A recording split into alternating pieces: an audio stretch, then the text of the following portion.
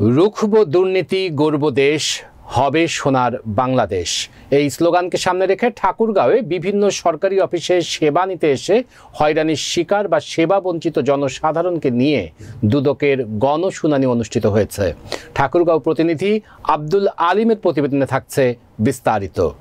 সোমবার দুর্নীতি দমন কমিশনের আয়োজনে জেলা শিল্পকলা একাডেমির অডিটোরিয়ামের হল রুমে এই গণশুনানির আয়োজন করা হয়। সভায় প্রধান অতিথি হিসেবে উপস্থিত ছিলেন দুর্নীতি দমন কমিশনের সচিব খোরশেদা ইয়াসমিন।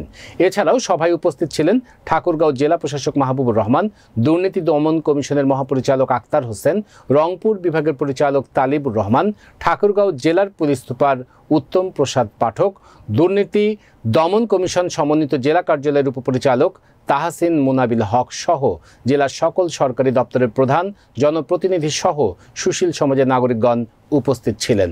এ সময় উক্ত গণশুনানিতে বিভিন্ন সরকারি অফিসের সেবা প্রাপ্তিতে হয়রানির শিকার বা সেবা বঞ্চিত সংক্ষুব্ধ জনসাধারণ তাদের অভিযোগসমূহ ঠাকুরগাঁও সদরের সকল সরকারি দপ্তরের প্রধানদের উপস্থিতিতে দুদকের ঊর্ধ্বতন কর্মকর্তাগণের সামনে তুলে ধরেন। সেই সাথে সেবা বঞ্চিত জনসাধারণের উত্থাপিত অভিযোগের বিষয়ে দুদক কর্তৃক তাৎক্ষণিক সিদ্ধান্ত গ্রহণ করেন।